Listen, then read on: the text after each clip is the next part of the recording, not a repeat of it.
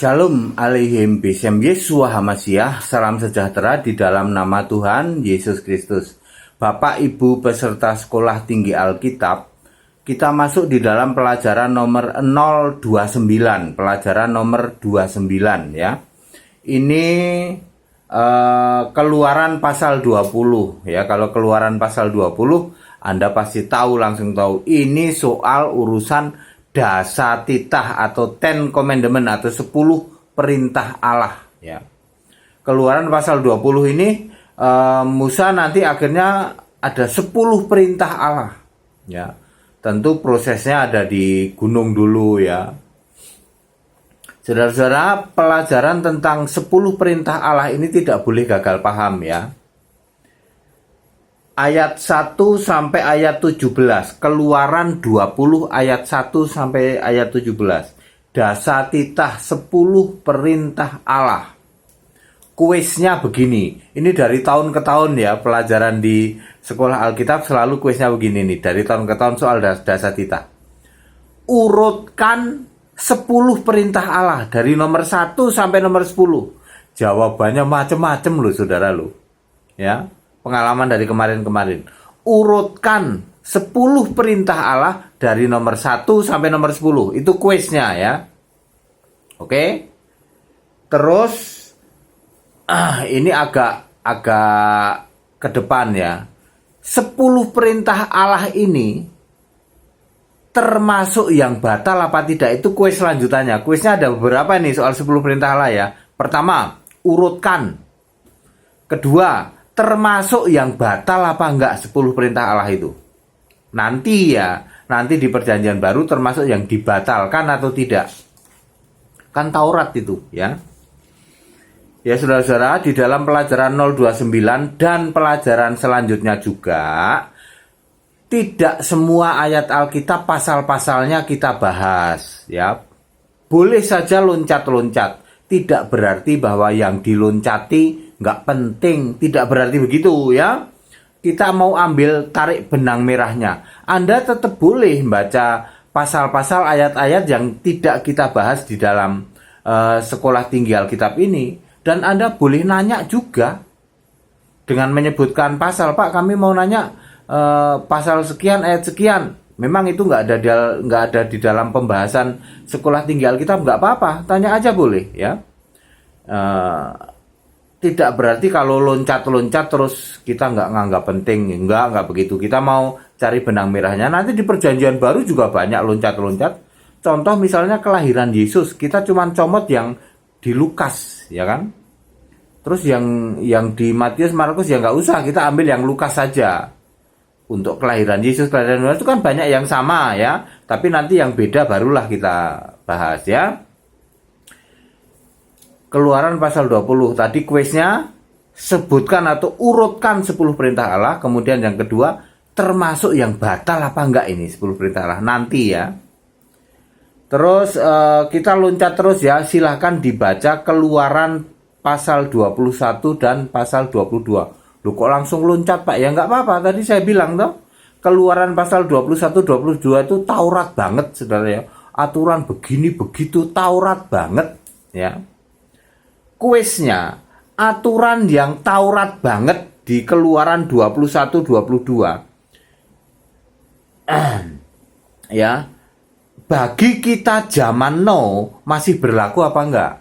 Aturan Taurat yang aturan di Keluaran 21, 22 yang Taurat banget itu, bagi kita di zaman now masih berlaku apa enggak? Itu kuisnya ya.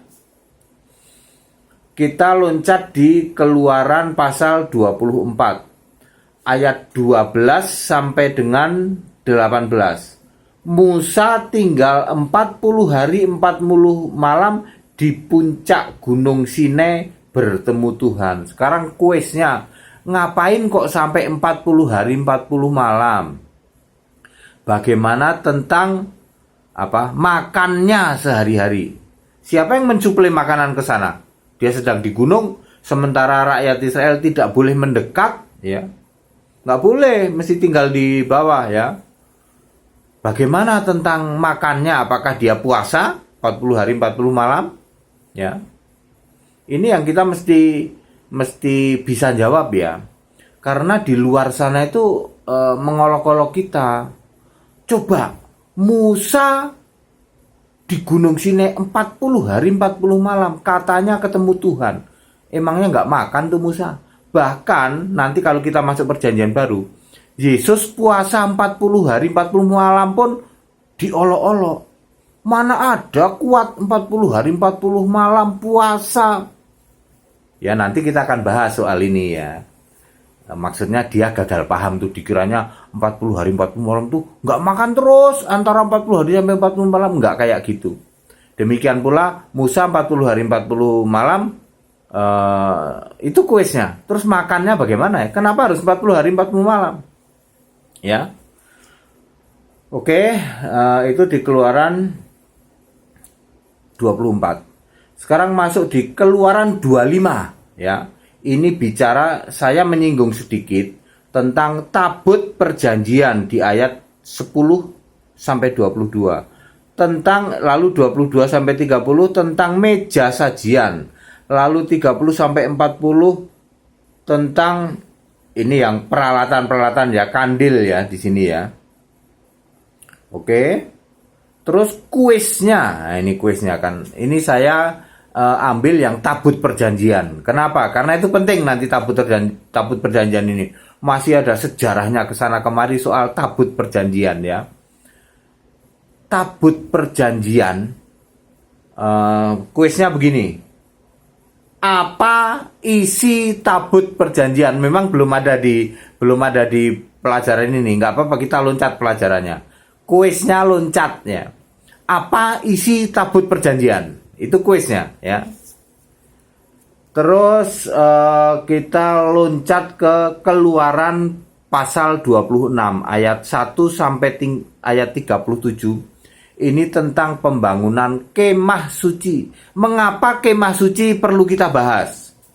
Jadi kemah suci ini kan ya nanti ujung-ujungnya bait Allah gitu loh ya. Ujung-ujungnya bait Allah. Kemah suci ini kan kemah suci waktu Musa, tabernakel ya, disebutnya tabernakel. Itu ya begitu, dengan bahan-bahan yang tertulis di pasal dan ayat-ayat di sini ya toh. Musa melakukan itu. Nah sekarang kuisnya nih, sebutkan 3 bagian ruangan kemah suci ya. Jadi ruangan kemah suci itu dibagi-bagi ya. Kenapa kemah suci kita perlu bahas? Dan tadi tabut perjanjian. Nanti ini ada hubungannya dengan pembangunan bait Allah. Baru nanti bait Allah itu jiplak kemah suci. Ya. Jadi pembangunan bait Allah itu jiplak kemah suci zaman Musa. Ya. Begitu maksudnya ya. Jadi kuisnya adalah sebutkan ruangan-ruangan dalam kemah suci dan ya secara garis besar bagaimana aturannya itu. Yang ini untuk siapa ya? Ada apa saja di dalam ruangan itu ya. Ya saudara-saudara itu pelajaran nomor 029 ya. Tentang dasatitah, langsung kita loncat ke aturan-aturan yang Taurat banget. Langsung kita loncat ke peralatan-peralatan di dalam penyembahan mereka, dalam itu termasuk di dalamnya tabut perjanjian ya. Kuisnya apa isinya, lalu pembangunan kemah suci, sebutkan bagian-bagian ruangannya. Ya, itu adalah pelajaran nomor 029. Saya sudah sampaikan.